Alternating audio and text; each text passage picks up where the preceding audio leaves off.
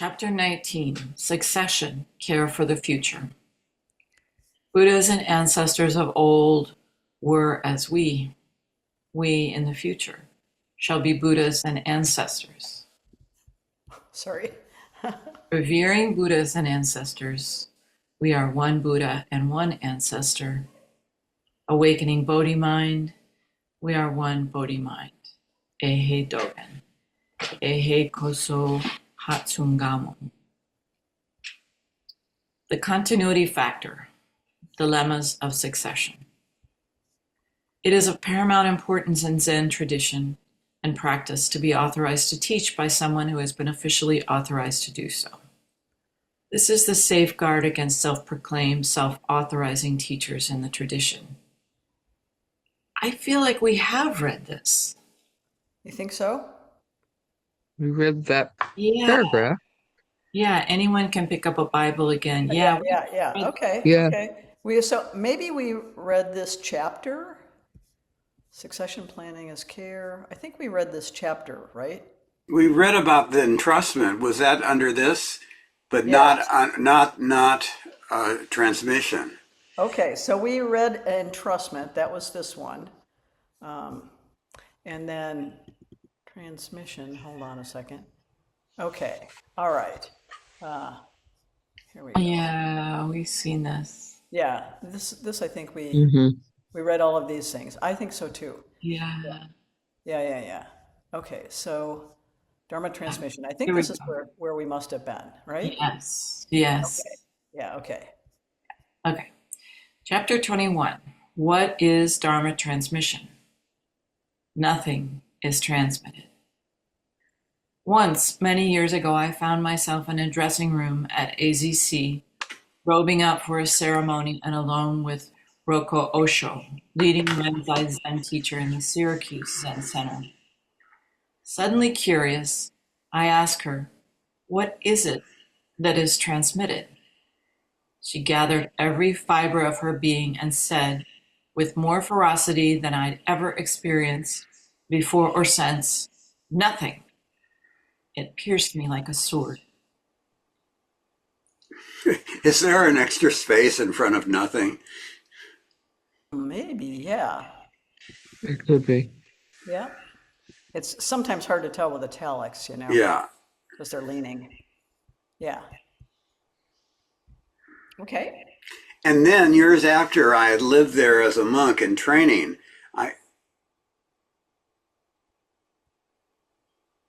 I found myself back at Great Vow for a conference at the Soto Zen Buddhist Association. I asked Chosen Beis, the abbot, what happens for teachers like me, leading small sanghas of lay people, not living in a Zen monastery or a temple. I was thinking of the enormous number of small, informal Zen sanghas like our own all over the country, sitting together in yoga studios, in libraries, and private school homes. How would any of us ever receive Dharma transmission? She replied, you would have to leave your sangha and go to a monastery or training center, begin working with a teacher, giving up all hopes of it for years, and maybe you would receive Dharma transmission after 10 or 15 years. Maybe not. Leave my sangha? There was no way. I had a professional career and I was 62 years old.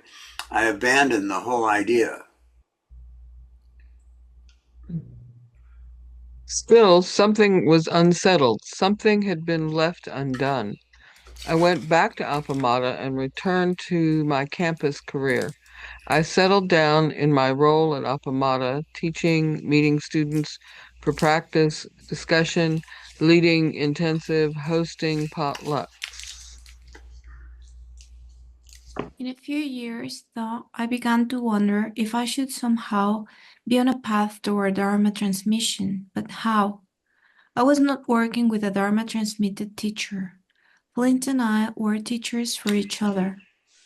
Between my work on campus and the Sangha, I couldn't very well go hang out at my monastery for some indeterminate number of years and the chance that I could eventually receive Dharma transmission. Finally, I consulted with Flynn, who was taken aback. Why isn't being an entrusted teacher enough? He asked. My impulsive response, I don't want our children to be bastards. Of course, it was a joke. Sangha members are not children and probably don't care much about how the rest of the Zen world may view them. They are busy making use of practice in their everyday lives. Still, I wanted our students and members to be respected when they traveled to other centers to practice or train. But I was also concerned in a larger sense with establishing Appamada with its unique, contemporary, and relational approach to Zen as an authentic Zen center with its roots firmly in our tradition and in our lineages, Suzuki on Flint's side, Joko on mine, traced back through Dogen, through Bodhidharma to the Buddha himself. I knew that without a resident teacher with Dharma transmission, Appamada and our students would not be taken seriously in the Zen universe. Do you want to comment after Dharma transmission? Oh, I see. Maybe we should read the facing page before we go any further. The archetypal image of the Bodhisattva suggests that all Mahayana Buddhist practice is based on the Bodhisattva vow. The vow has two aspects: becoming a Buddha and helping all beings become Buddhas. These two cannot be separated. We vow to become Buddhas together with all beings. That is, we vow not to become Buddha until all beings become Buddhas. We vow to stay in samsara on purpose, to walk with all beings. Shohaku Okumura, living by vow.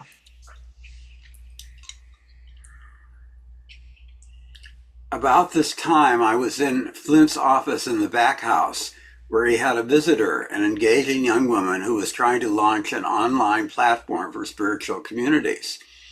She wanted Flint to be involved in its creation. We don't have time for that, I rudely blurted out. Even Flint looked surprised. He smiled brightly at me. Why not? We are already completely engaged with our own project. I replied, and what is that? She asked. Remaking Zen in America. I heard myself say, startling both Flint and I before I even knew it was true.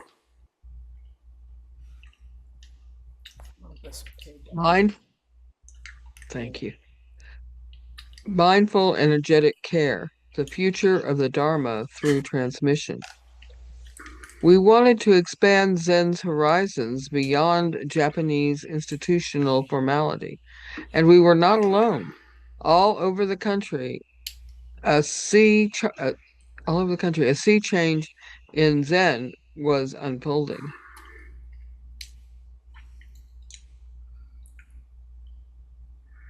You want to read more? I think I'll let you. It's still a little bit small for me, and it's hard. I can only do so much. Yeah.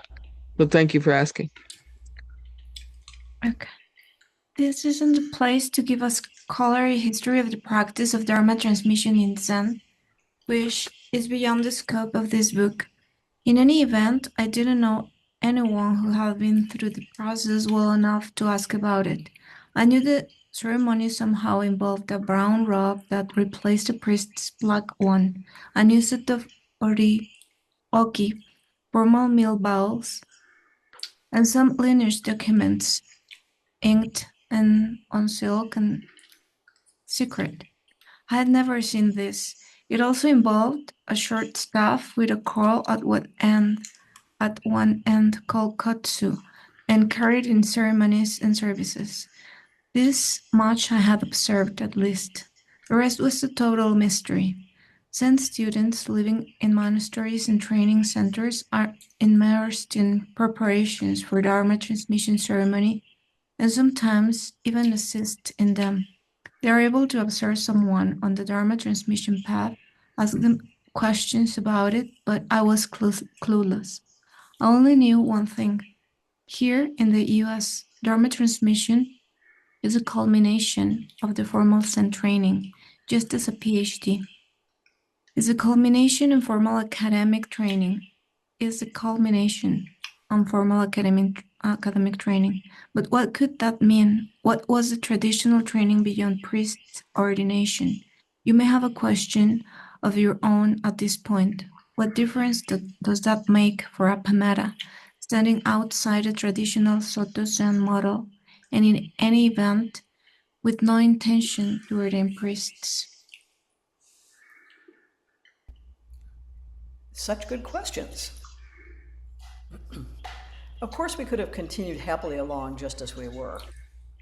But I still had the persistent nagging feeling that something was incomplete, unfinished. I sensed that without understanding that last and highest level of training, I could only support our students for the first part of their Zen path. Maybe for householders that would have been enough if only they weren't so very dedicated, so devoted to their practice. So we should probably read this facing page. From the beginning, however, especially in Mahayana Buddhism, vow is essential for all bodhisattvas. In fact, part of the definition of a bodhisattva is a person who lives by vow instead of by karma.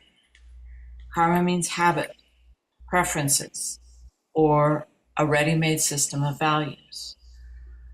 As we grow up, we learn a system of values from the culture around us, which we use to evaluate the world and choose actions. This is karma, and living by karma. In contrast, a bodhisattva lives by vow.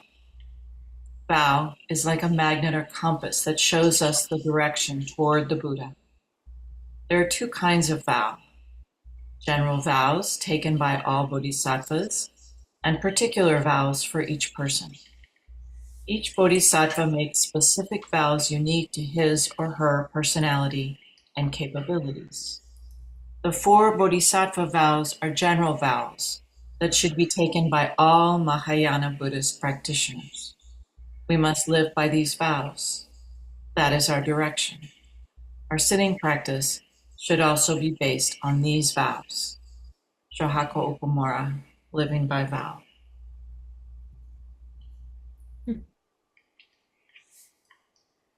I wanted to learn what the training for Dharma transmission provided, how it functioned in Zen developmentally, so that we could begin our craft,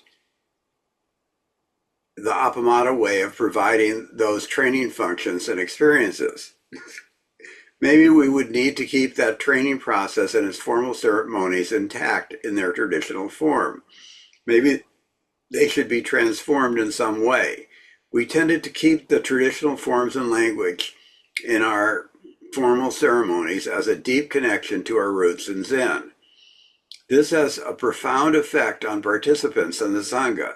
Naturally, we also infuse these ceremonies with warmth and heart, forging an intimate, personal experience of belonging and celebration.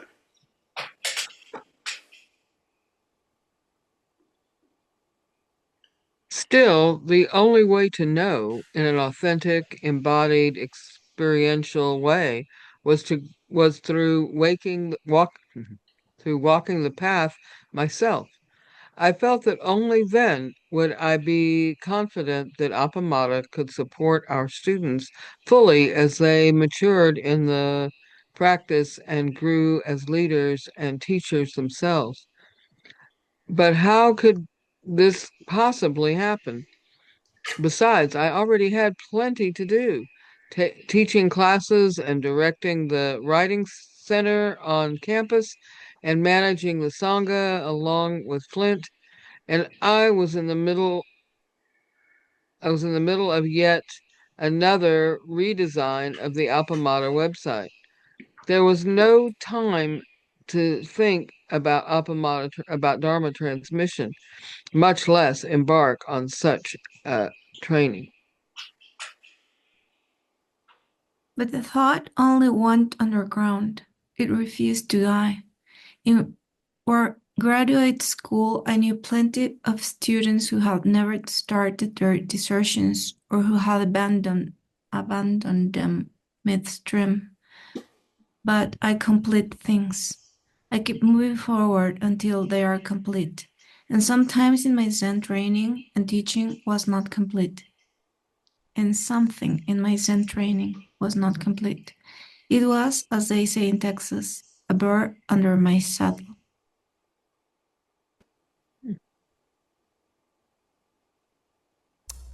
The Way-Seeking Mind. In September 2012, my aspiration to continue this path sparked an idea. Over the past few years, I had become friends with Kosho M., who had come from San Francisco Zen Center to be the resident Zen teacher for Austin Zen Center nearby. I respected his long experience in monastic living at San Francisco Zen Center, and before that, his 25 years as an Episcopal priest. He was certainly steeped in Zen training, tradition, and ceremony, and was himself a Dharma transmitted teacher.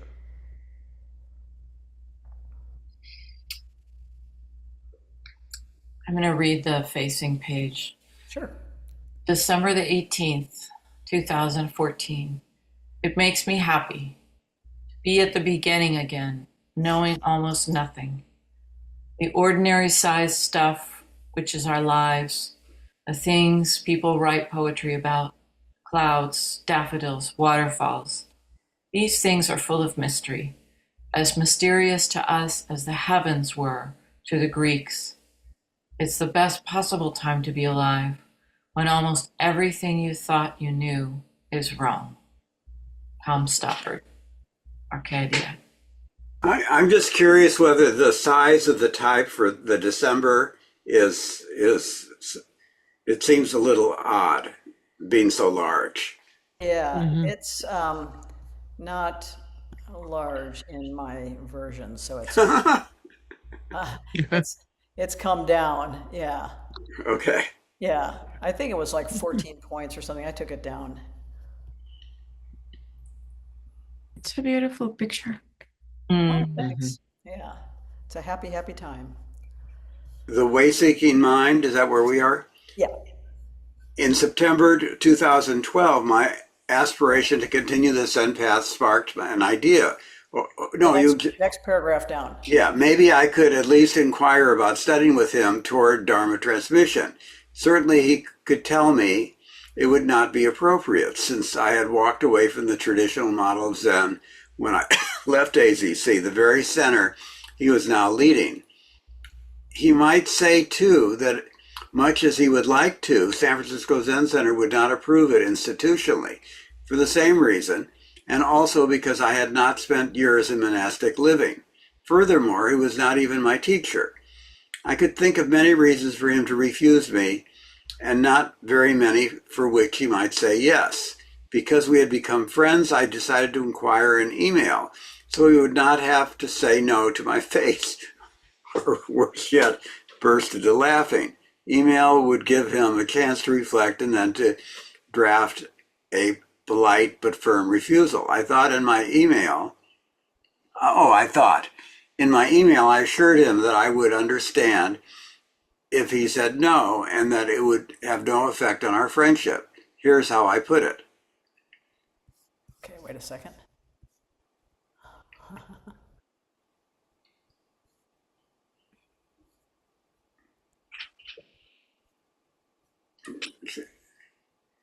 Should I go on? For me, Dharma transmission is an entrustment of the Dharma. It truly is entrusted warm hand to warm hand, and it says from someone who has been so entrusted himself or herself, you are worthy to convey the Dharma. As I work with students of my own, it is clear both how they are each encumbered by their own conditioning and each perfect and whole. That great natural perfection, those quotes are inch marks. Yeah, but that's the way they materialize. But other places they aren't. I can see here. Yeah. Yeah. There's smart quotes and there's the regular. Okay, there you go. All right. Okay. The great natural perfection is so obvious to me that I wonder sometimes at their confusion about it. But for a long time, I did not have such confidence in my own pure presence, creative intelligence, or pristine awareness, as Long Chenpa puts it. First, I was striving to accomplish it. Then, for a while, I gave up and plodded along in despair about my own limitations. Then I kind of gave up even the despair and simply tried to serve others to the best of my very limited abilities. I was no longer thinking about my own lack or deficits, although I continued to believe in them. I began to recognize that trainings, teachings, books, workshops, sessions, meetings with teachers were never going to alter the core of who I was, and that the defects were basically ingrained in the heartwood. I also began to really recognize that I could still offer myself wholeheartedly and provide care and support for those in spite of them, for others in spite of them or around them. I accepted that.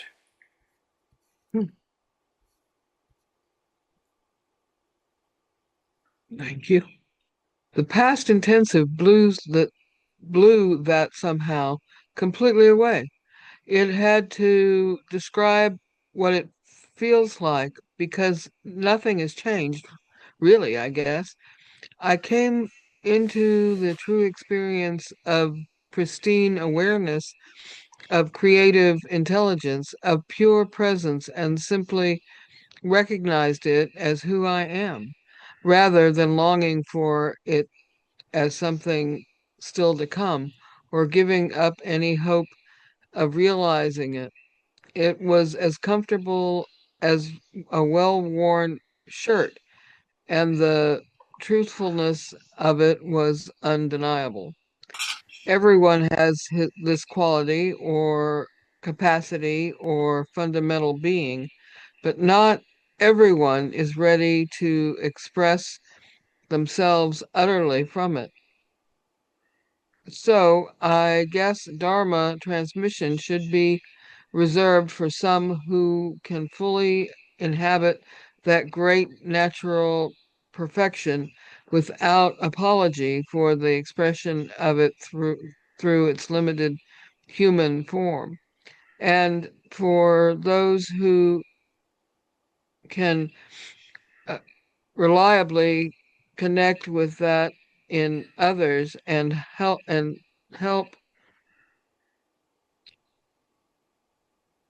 help them rest in it, even if only for a while. Light calls for light, life calls to life. If we can rescue people from their painful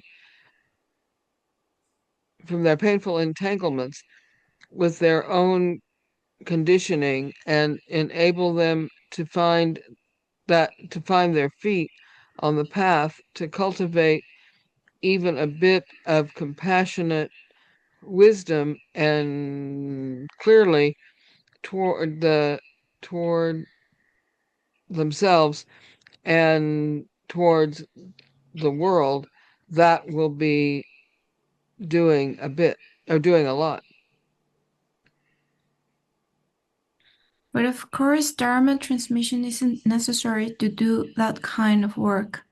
What it may do, however, is give me at least some assurance that the way I'm going about this, the way we were teaching and inquiring so deeply into the Dharma, is sound, that my approach is not somehow illegitimate or leading people astray, and that I am worthy of this trust.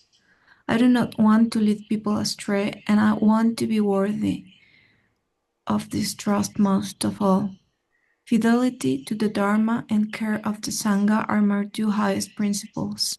Of course, I know that Dharma transmission is not warranty of that. We have had many people with Dharma transmission go seriously astray, but it does say that at least one person who has been so entrusted has deeply reflected and observed you and believe you can be trusted with the true Dharma. It's not a perfect system, but it is the best one we have for this intimate way of teaching and conveying the teachings.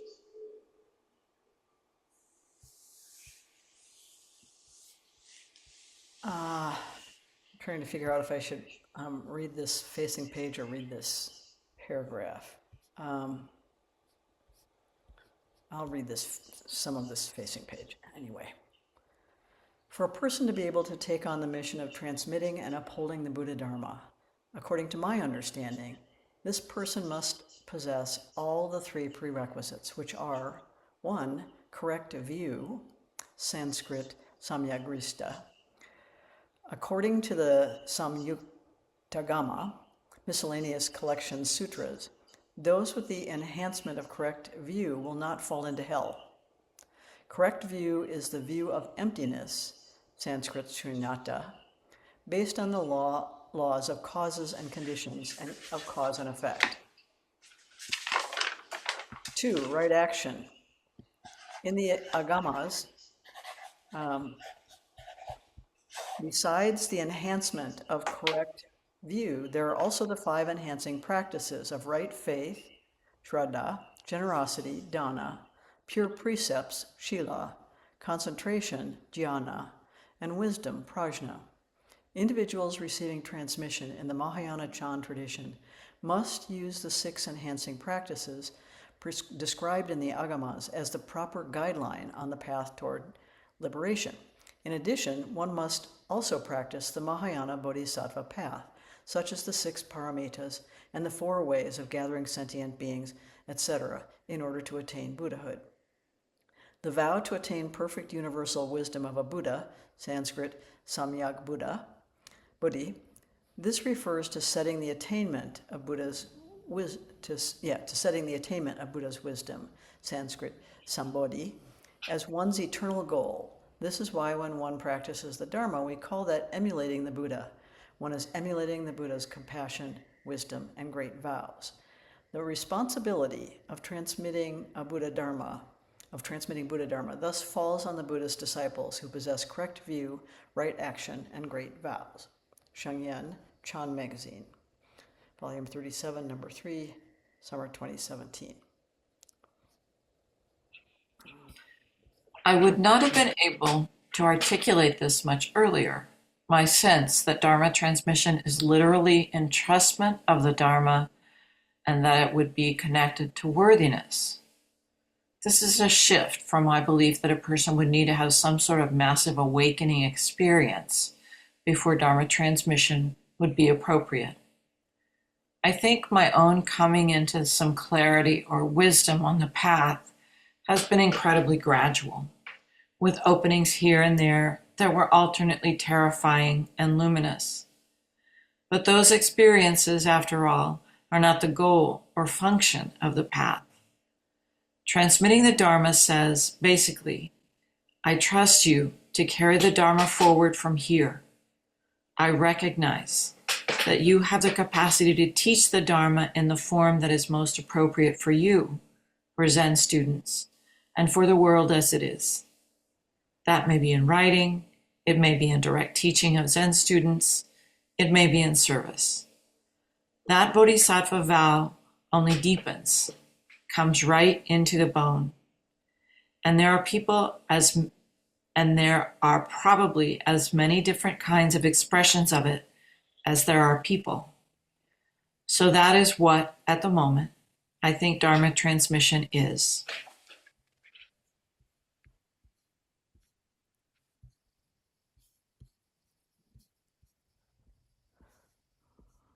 What does Dharma transmission do or allow? For me, it authorizes us to convey the Dharma in the ways we find most appropriate.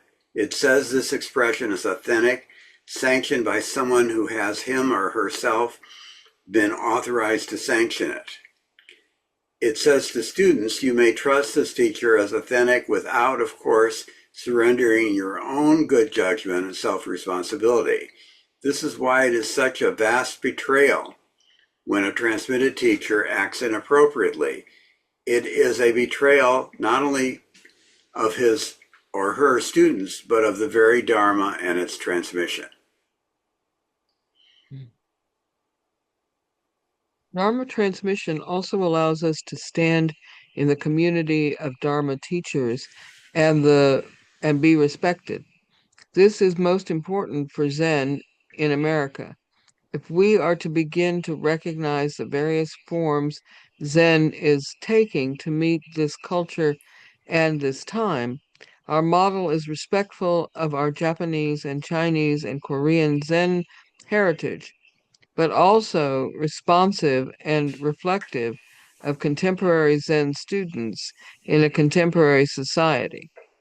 If Zen is to survive here, it must provide at least some models for that.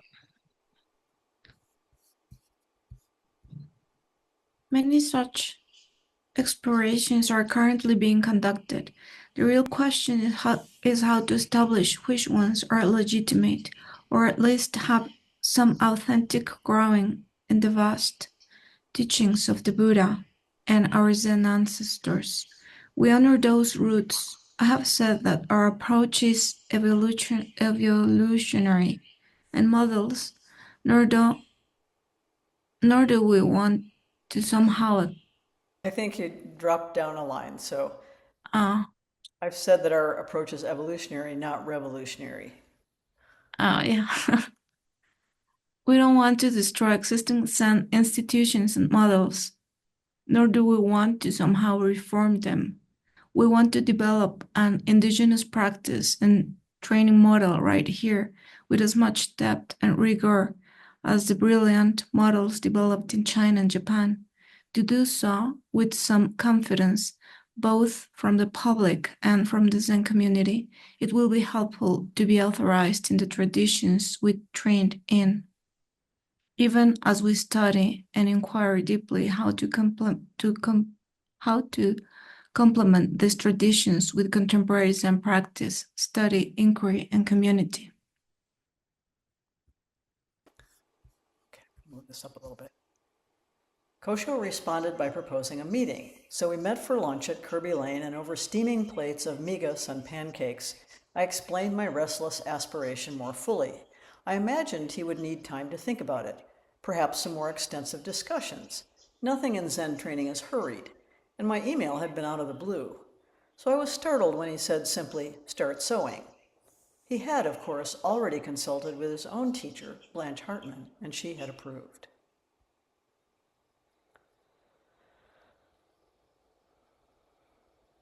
Start sewing meant that I would begin sewing by hand the voluminous kesa, Buddha's robe, made of yards and yards of brown fabric cut into narrow strips and sewn back together again, worn by someone with Dharma transmission and given in the formal Dharma transmission ceremony. I would be sewing as well the rakusu, the miniature version of the kesa, a bowing cloth called a zagu, and the envelopes for the kesa and the rakusu. When I was preparing for priest ordination, I had sewn the black kesa worn by priests, and it had taken me about 2 years. Flint had sewn my black rakusu back then, such a loving gift. Earlier, I described how this experience of sewing Buddha's robe, tiny stitch by tiny stitch, so moved me that I began to think about how to bring this traditional practice to Appamada.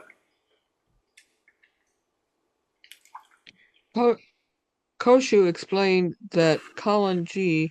and I were beginning the Dharma transmission path together.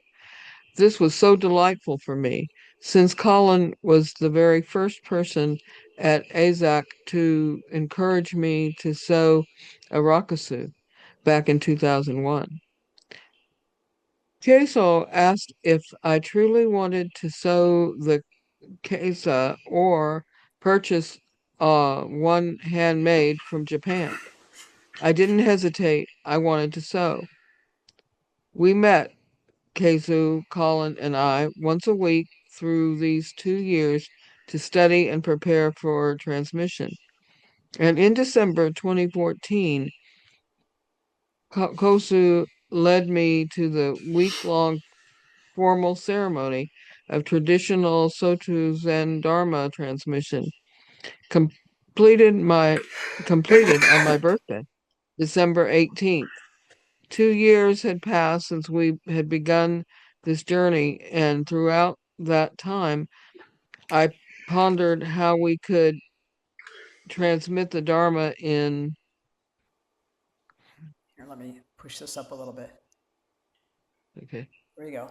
it'd take me a minute to figure out where we are. Yeah. Um,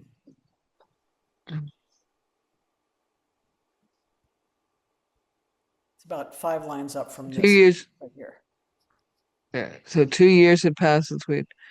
Throughout, I pondered how we could transmit the Dharma in this way to our Sangha. It presented many dilemmas about preparing our students about the meaning of the Dharma. Transmission path was householders in a house. Sorry, right again. Um,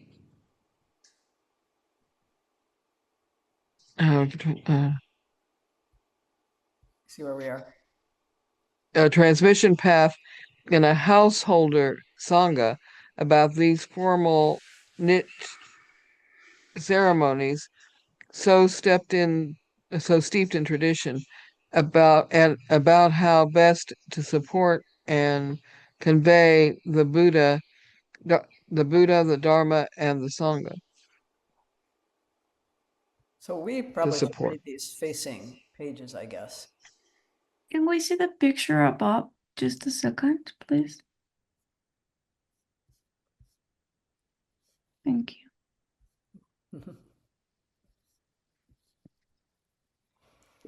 Again, the Buddhas of the 3 times have already, through their practice, accomplished the truth and perfected realization. How then are we to understand that this state of Buddha is the same as us? To begin with, we should understand the action of Buddha. The action of Buddha takes place in unison with the whole earth and takes place together with all living beings. If it does not include all, it is never the action of Buddha. Therefore, from the establishment of the mind until the attainment of realization, both realization and practice are inevitably done together with the whole earth and together with all living beings. Dogen. Juibutsu Jobutsu. There seems to be excessive space Base? between the paragraph and Dogen. Oh, uh-huh. Hold on a second. Probably that's true. No. Hold on a second. That's the wrong thing. Let's see here. Here we go. All right. It is the Buddha's eye and the Buddha's countenance which have done prostrations to the Buddha face of Shakyamuni Buddha, which have moved the Buddha eyes of Shakyamuni Buddha into our own eyes, which have moved our own eyes into the Buddha's eyes. That which has transmitted this state face to face until the present, without missing a single generation, is this face-to-face transmission. The present several tens of generations of rightful successors are individual instances of the Buddha's face, and they receive the face-to-face transmission from the original Buddha's face. Dogen Menju.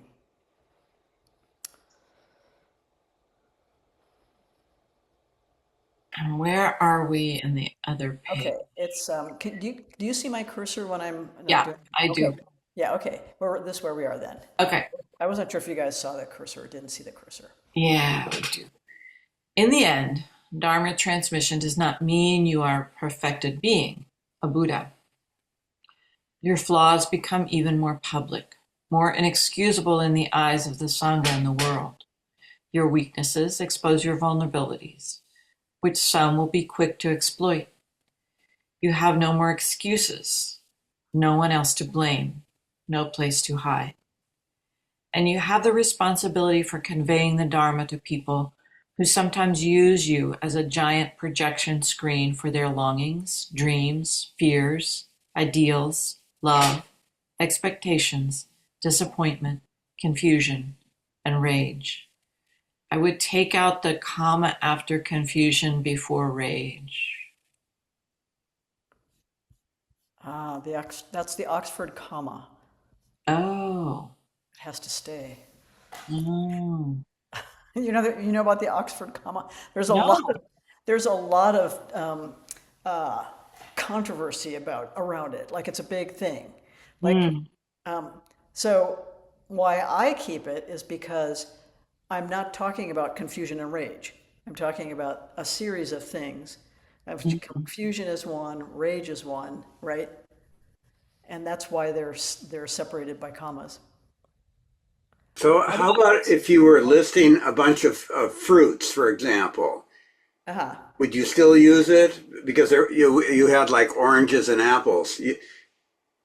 Yes, I would still use it because it lumps together the last two things in a way that I don't want to do. I want them to be Even distinguished. if it's clear that they Right. wouldn't be lumped together. Okay. Yeah, even if it's Hmm. clear that they're separate. But that's, uh, that's, believe me, that's a subject that a lot of pop grammarians get all over, but it's basically the standard, the Oxford standard anyway, is to be sure and use it, unless you mean those two things to be together, love and marriage, or something like that. It seemed like we learned in school not to do it, but Yeah. I understand that you're Yeah. this. Okay. It seems like you would just leave out the and then.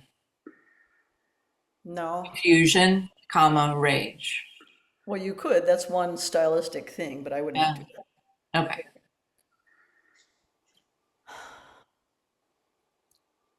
Okay, let me push this up a little bit. We're right here. What am I reading then? Yeah, you're What reading. Dharma transmission does mean is a commitment to serving the Buddha, the Dharma, and the Sangha with unflagging devotion and the unshakable vow to convey the Dharma warm hand to warm hand to a successor in an unbroken line that extends back to the Buddha through our Zen ancestors and forward beyond the present moment and forward beyond the present moment into future generations who will surely need its wisdom, compassion, and care. Wait, can I see that again? It was just, yeah, I'm just wondering about the comma between warm hand and to a successor.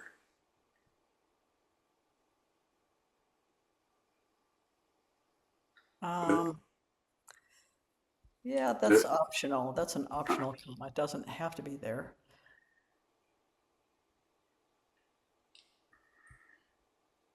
It's a series of actions, but yeah. Okay.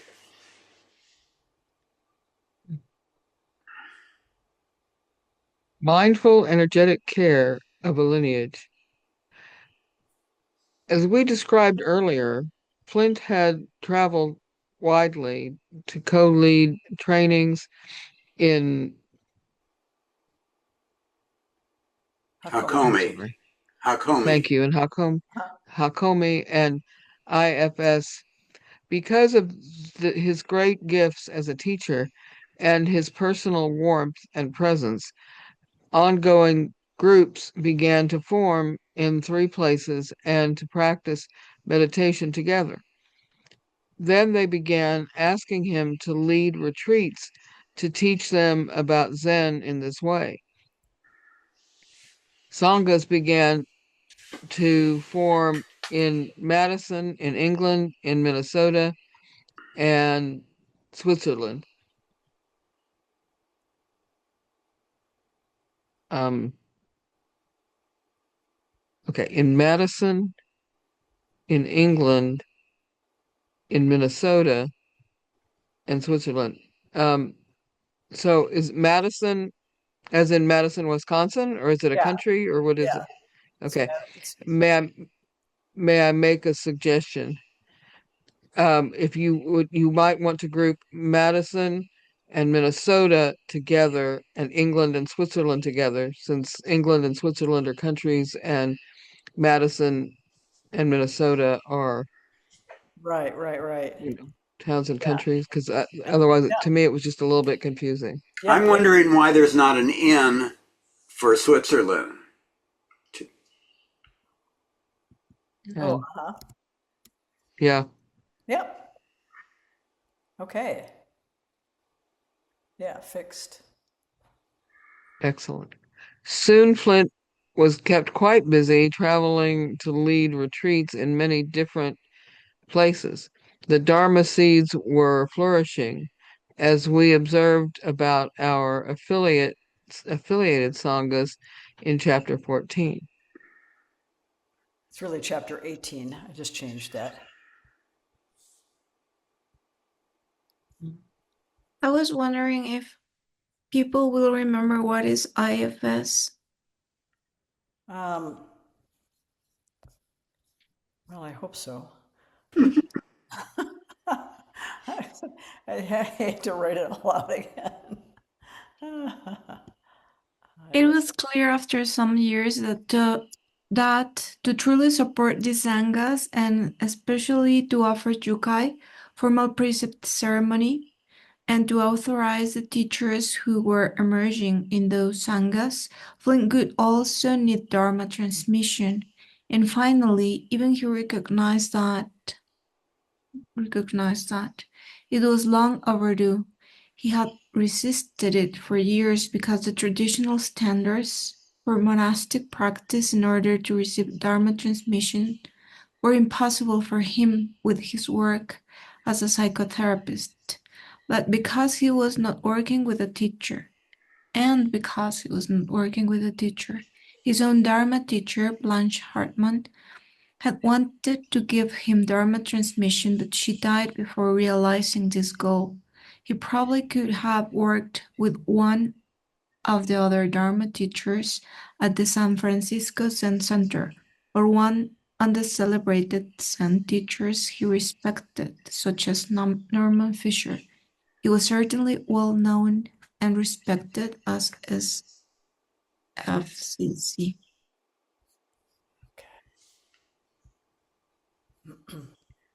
But we both knew it had to be me. We had grown up in the practice, learning together, teaching together, birthing and fostering Appamada together. It would bring this Dharma journey full circle. Flint had been my ordination teacher in 2004 and had authorized me as an entrusted teacher in 2007. In 2014, I had received Dharma transmission, and now in 2020, the Dharma wheel turned once more, and it was my turn to offer Dharma transmission to him. We began sewing identical brown rakasus, and we contacted Victoria Austin to advise us, as she is the foremost expert on the Dharma transmission ceremony at San Francisco Zen Center. I wanted to do everything properly so that this transmission and Flint's standing would be fully recognized and legitimated in the Zen world, even among the staunchest traditionalists. I had heard the grumbling about Joko's Dharma transmission process, and I was determined to avoid that in our own. But Hold on here. I'm confused about both of you sewing a rakasu there, Yeah, we sewed identical rakasus. but you, Didn't at the time of Flint's, or you had already sewn one for Right. for yourself, but you sewed another one Yes, we sewed matching rakasus. at the time when Flint was okay. Yeah, and then we signed each other's. We all the lettering on the back we did back and forth between us. I see. Okay, I didn't know that. Yeah. That is beautiful. Yeah, it is. but we were in the midst of the COVID pandemic, and this immensely complicated our lives. Furthermore, I had by then moved from Austin to Wilmette, Illinois, to be closer to my family in this perilous time.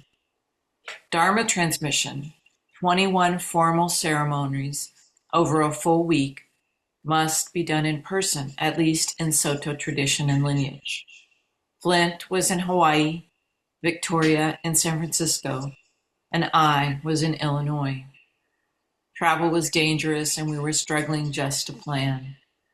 At times, travel in Hawaii was closed altogether and there was no way to know whether Flint would be able to return if he left. New variants of the virus kept emerging and Victoria was immunocompromised. But she was also brave and resolute. So it was, then, that we were at long last able to schedule a week at my house in Wilmette at the end of March 2022. There was so much work to be done to prepare, so much deep shared study over the course of a year or so, so many ceremony supplies to be ordered, meals to be planned, grocery shopping, flowers, incense, candles. Ceremony books had to be created, edited, and printed, robes cleaned and pressed. Ceremony documents were to be hand inked on long silk panels, so special silk brushes and ink had to be ordered and prepared. The schedule was challenging, like an intensive. Victoria and Flint would be staying with me, so I would be rehearsing and leading ceremonies and also preparing meals and hosting house guests. Fortunately, these were Zen housing house guests and helping with all of these efforts. And also, we never had to wonder what to do.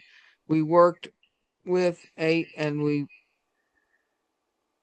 worked with eight and we rehearsed and conducted ceremonies seemingly every moment. Flint would diligently. Let me move this up here so it's Thank you. yeah, it's right here. Thank you. Flint would diligently work diligently on the calligraphy in these three huge six. Silk. Thank you. Silk lineage documents. Victoria was an immense help through her deep knowledge and experience with so many Dharma transmissions. Her practical wisdom and her good heart. We all worked very hard and very well together. Oh, there was nothing else to do because the weather was the worst of March in the Midwest, cold, rainy, bleak. The tree branches were bare, scratching the gray sky, and the wind was biting.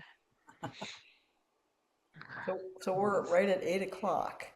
I don't know if you want to stop. Let's see what's here. It looks like there's a bunch more. Hold on, and I think I can tell you exactly how much more. It's this page 600. I'm looking where the cursor is. Um, I mean, where the scroll bar is. yeah, it goes to, hold on a second here. I think I can tell you better this way. Well, there's about another page and a half of this, 2 pages, I think, of text, and then this piece by Nate on the right-hand side. So my sense is that we should continue, Okay. but it's up to you what you want to do. Okay. That's fine. Okay. Yeah, continue. It's good. Okay. Okay. The final ceremony takes place late at night in a red room. I had ordered a red tent to set up on my deck. We were once again in full robes, the three of us, as Victoria prepared the space for the ceremony. Meanwhile, a stiff wind was whipping up, blowing the freezing rain sideways. A gale was brewing, and the temperature had dropped to 38 degrees. The red tent was straining at its ties on the roof deck. Thankfully, they had been well anchored by Flint and my neighbor Cliff, but it was not certain that they could hold. Amidst the howling wind and lashing rain, chilled to the bone, did sheet chattering and barely able to hear one another, the long formal ceremony was ultimately completed. That night, I feel Mara was, how do you pronounce that? Gnashing. Yeah, gnashing. Gnashing his teeth, raging with all his might, but unable to stop what was the certain victory of the Dharma.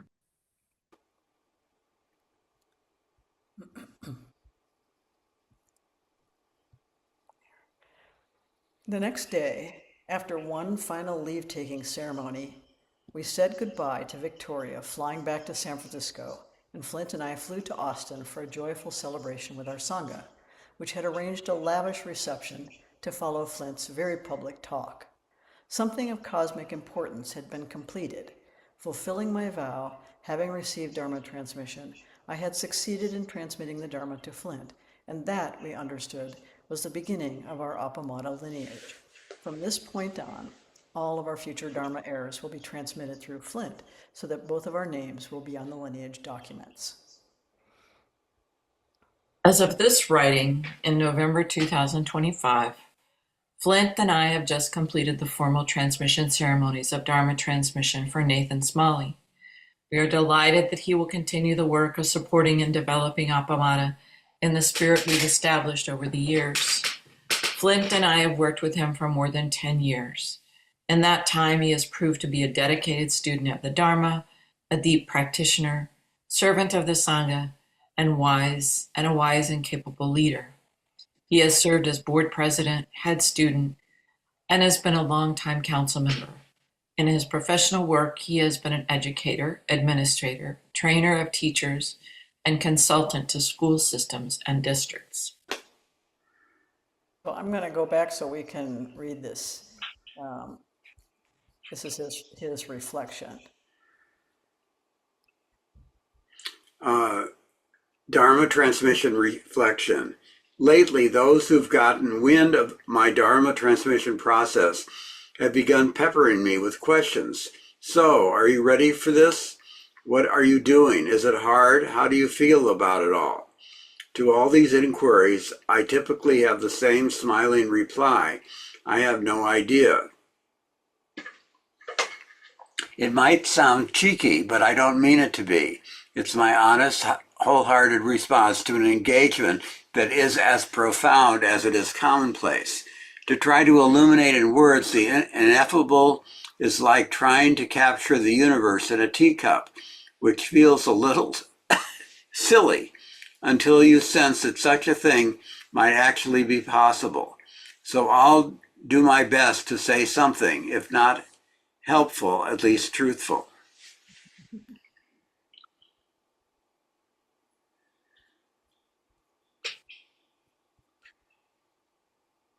Buddha Dharma, the legendary first patriarch who's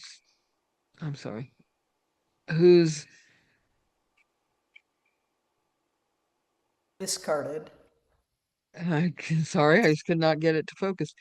To discarded eyelids, famously sprouted tea plants, is credited with descending awakening, Describing. describing awakening as a special transmission outside the scriptures, not depending on words and letters, directly pointing to the mind, seeing into one's true nature and attaining Buddhahood. I'm not too bold as to So bold. quibble with uh, thank you with Buddha Dharma, particularly as I am quite attached to my eyelids. I might gently drop the special from the recounting. Perhaps transmission is nothing special. In my experience, it is as ordinary as mud, though no less mysterious or profound for that Ordinariness. ordinariness. To my American ears, special carries a bit of baggage, Other scholars and teachers have translated BA. BA by more accurately as separate or distinct to reveal Relieve to us. relieve us of the Semantic. I'm sorry semantic and cultural uh, freight of privilege and com- commod- Commodification. communi- com- commodification. I'm so sorry, my eyes are Oh, just going. no, no. That comes with the common translation. Given my experience, I might offer up yet another alternative immigrant, Emergent. emergent. Oh my gosh. Awakening is an emergent transmission outside of words and letters. It unfolds in us. I'm going to push it up a little bit so it's the whole paragraph is there. Okay. It unfolds in us and through relating. As I see it, Zen's core claim is radical accessibility. Awakening is possible here and now for all beings. It arises not from authority but attunement.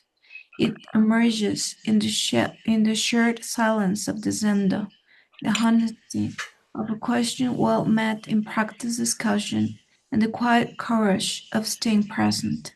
Awakening doesn't arrive with ceremony or title. It is discovered in the spaces where nothing is being performed. It is not passed down like doctrine, but comes alive in warm encounter. Zen's greatest offerings are not sutras to memorize or forms to perfect, but a way of being that reveals itself in the middle of ordinary life. In that sense, transmission is not an event, but a rhythm to relating, subtle, ungraspable, and endlessly available. Hmm. Suppose that my transmission at Appamada is a bit different than for others elsewhere. I'm not a priest. I've not spent years in the monastery. As such, it should be as such. As such, transmission to a lay student who is a householder is a bit out of the box in the broader Soto Zen, Soto tradition. Much of what we do at Appamada is a bit unconventional, but our tradition is full of beautifully alive and unconventional beings. It is full of cave-dwelling barbarians, brothel-frequenting poets, and sharp-tongued sages who took seriously the call to awaken. They revered the fundamental aliveness of the Dharma and saw it fit to break open the orthodoxies of the day in service of that aliveness when necessary. Well met is, I looked it up and it's not hyphenated in the paragraph above. So I don't know. Hold on a second. In that anything is performed.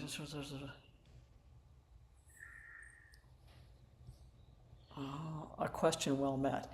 Oh, okay. So this is an issue. You hyphenate something like that when it is an adjective describing a noun. So that's how that gets hyphenated. Okay. Yeah. Yeah. Good to know. Yeah. Well, you never know these. Yeah. I actually have a background. Okay. We can tell. It's very good. Learned a lot. If the Dharma truly is for all of us, right here in the ordinary, then it must take root in every kind of life, not just the cloistered or quiet ones. It has to include the traffic jam, the cubicle, the sink full of dishes. It has to belong to parents and partners and people with jobs and bodies that ache. Perhaps transmission in this light is not a reward for renunciation, but a way of relating that comes alive in the grit of daily life.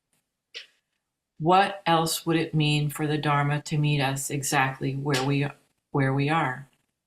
Nathan Smalley and family, Jess and Parker. Dharma transmission, November the 15th, 2025. Okay, the only thing left in this chapter is this poem. Do you want to read that in? Sure. Successors. On these ruins left to us, we build our home. The view from my porch includes today's maples and pines that were, and even long gone cycads. We tell our stories, which means that I could tell you my father's story, and some he'd heard before, my great-grandfather's story.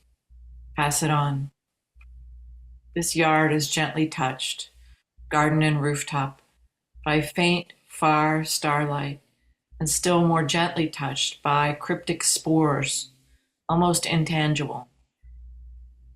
More messages come in than we can read.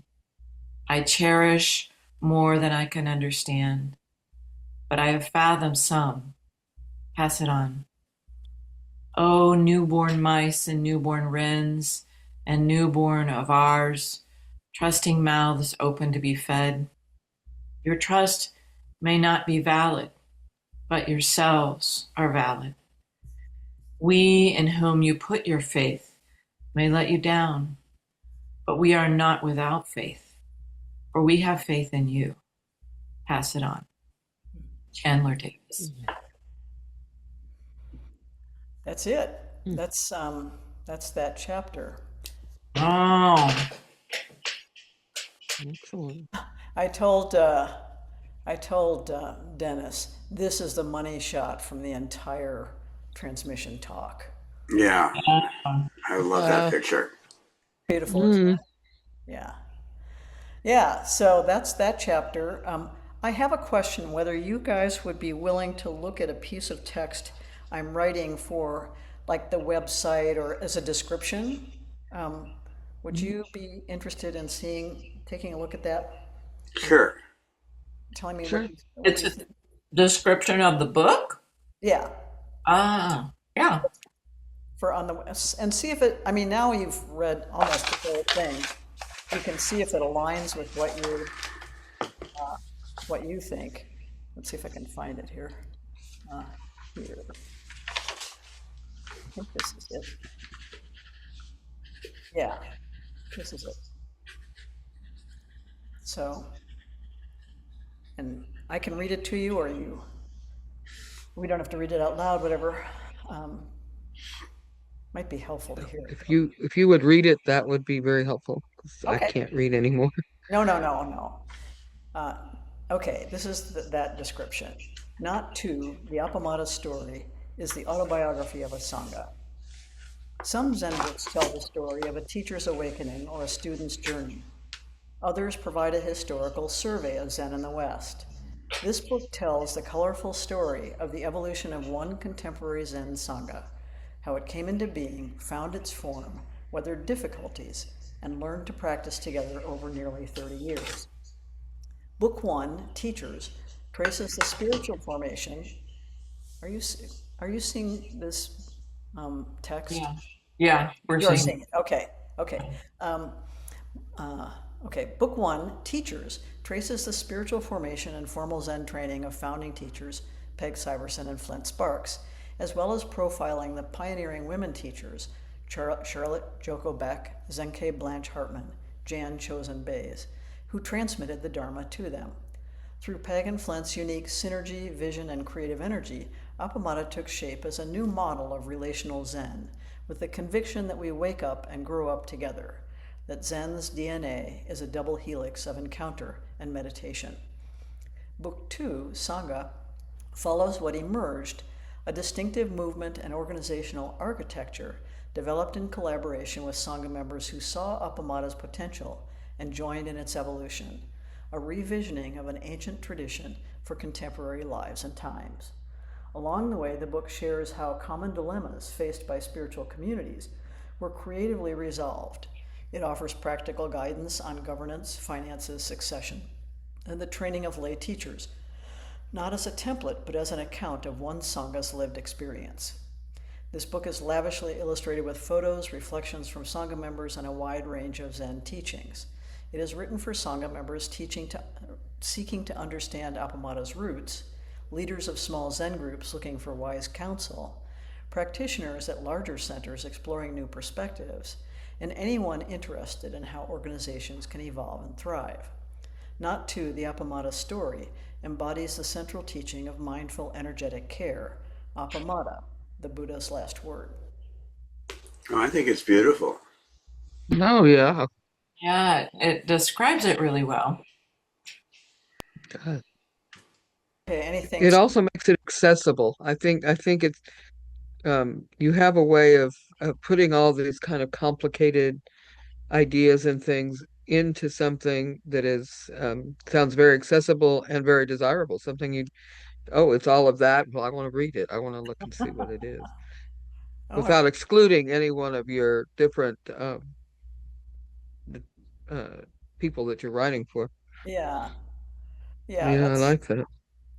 oh, good. That's, And I love the DNA comment. That's just beautiful.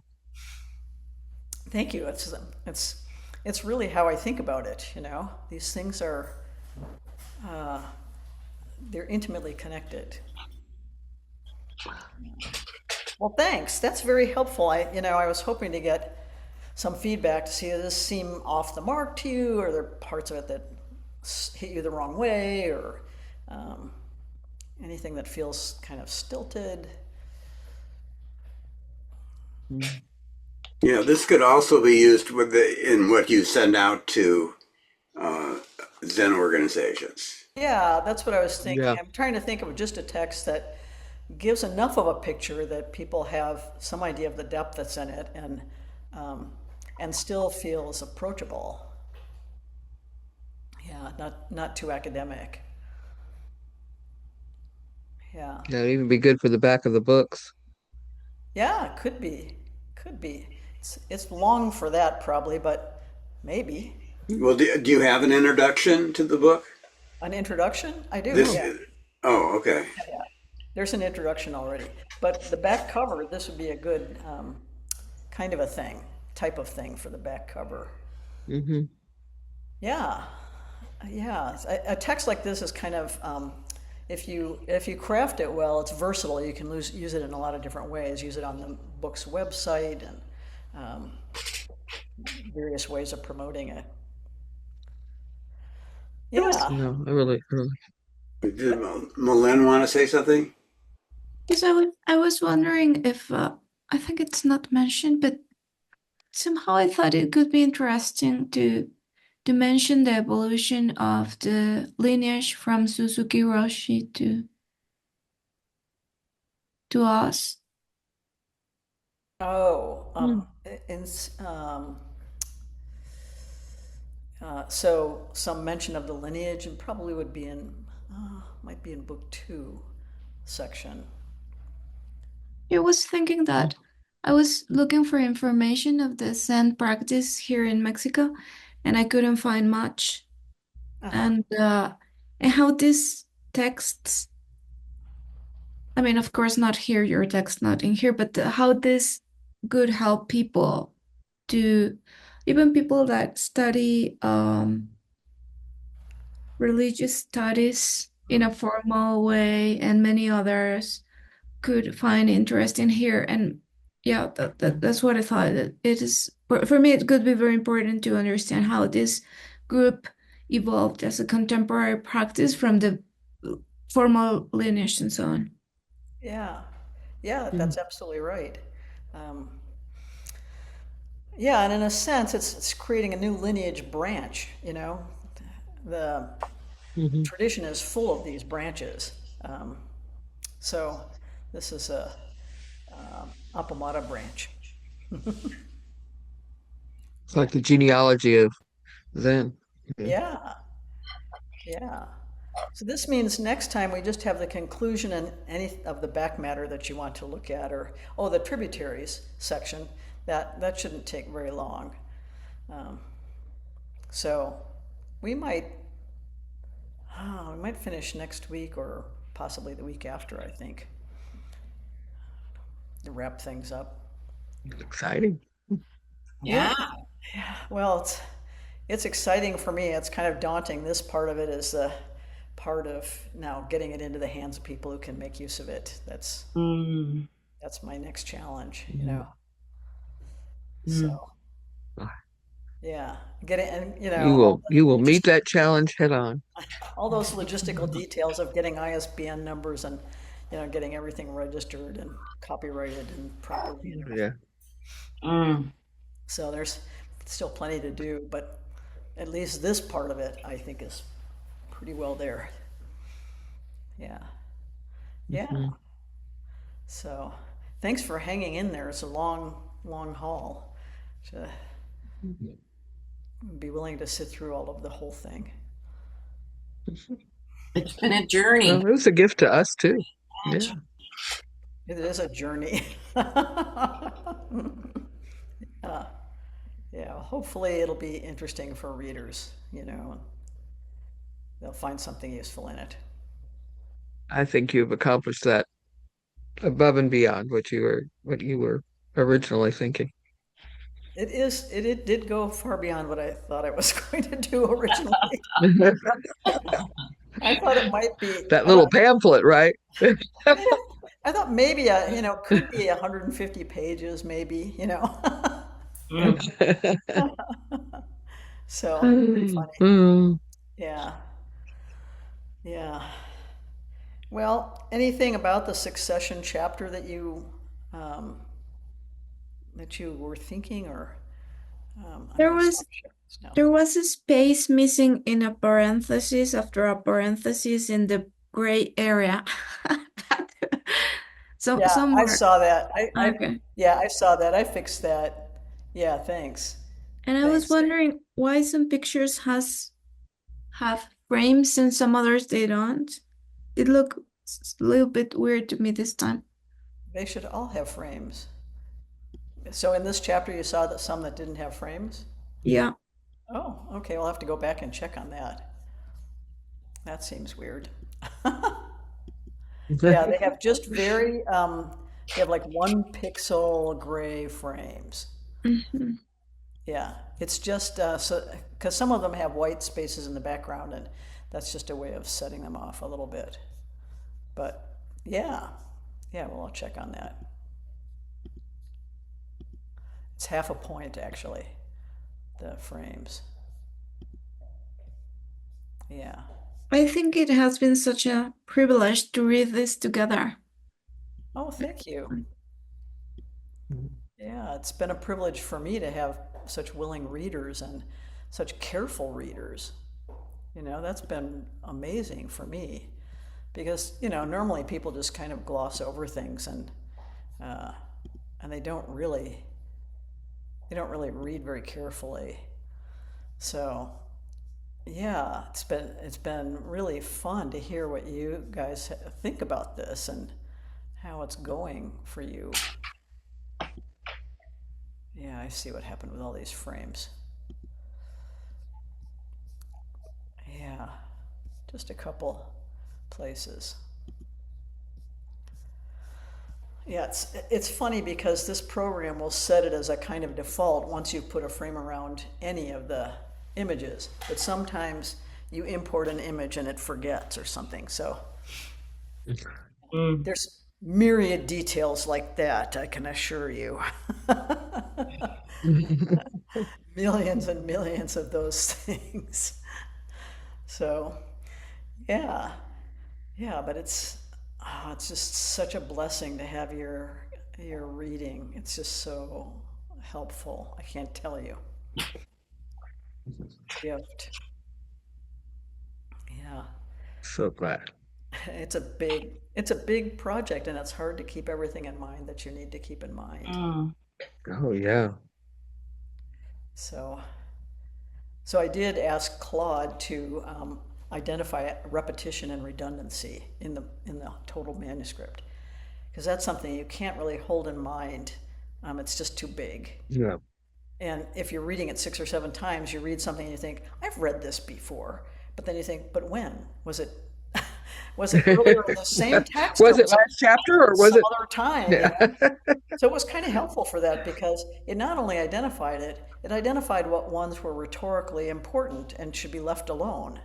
Mm. What ones might be fixed by a callback, for example, instead of an explanation. So I found that quite helpful. That's just something I could not do. I just would not be able to do it because it's Mm. now so familiar to me that everything feels like repetition, right? Hmm. Everything I read, I'm like, Yes. oh, this is repeated. So I think that's one of the challenges with a really big project like this, and one of the ones where some mechanism can help, um, even beyond what a human can do. So I was talking to Alice about that, in her role as editor, and I said, I don't think even you would be able to do this, like identify page, 275, page 315, page, like, Mm. and it'll say, Yeah. um, it will say like, this is repeated this many times in the book, but it's essential because it's a central concept. I mean, it actually knew that, which surprised me. Wow. And it would say of others, um, this um, this first explanation should be the complete explanation, and after that, just a callback. So, and I can see that's absolutely right. It doesn't need to be explained every time it shows up. So that was kind of interesting to me, to see that it actually had some discernment about the repetitions and redundancies. Which ones were central and important, and which ones were, unnecessary. Mm. Hmm. I didn't expect that. I just expected it to point them out. I didn't expect it to know which ones were actually important to leave. Mm. So that was helpful. That's cool. Yeah, it's like a Mhm. sort of sophisticated, spell check in a way. Yeah, yeah. So that was useful. But I certainly learned the lesson of not letting it do any serious content editing. So yeah, That's not good. Yeah. Get weird stuff. well, it flattens everything, so then it Yeah. becomes, a lot of the aliveness goes out of the text when you do that, Mm. including the quirky things that you might, um, you know, smooth over uh, um, on your own in a certain way, but there's a kind of flat affect that comes out of it that's Mm. not what I'm interested in, Yeah.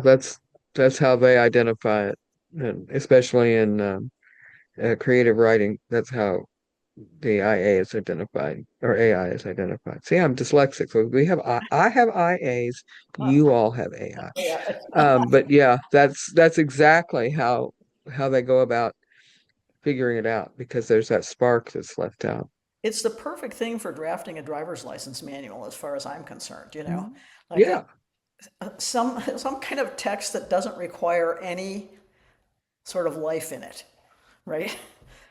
right. But yeah, but for anything, it's not.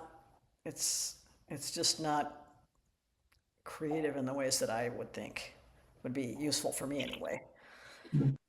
Yeah, yeah. Mm. Even if I wanted to reduce this book by a third, which is one of the things I could ask AI to do, I'm afraid of what what would happen.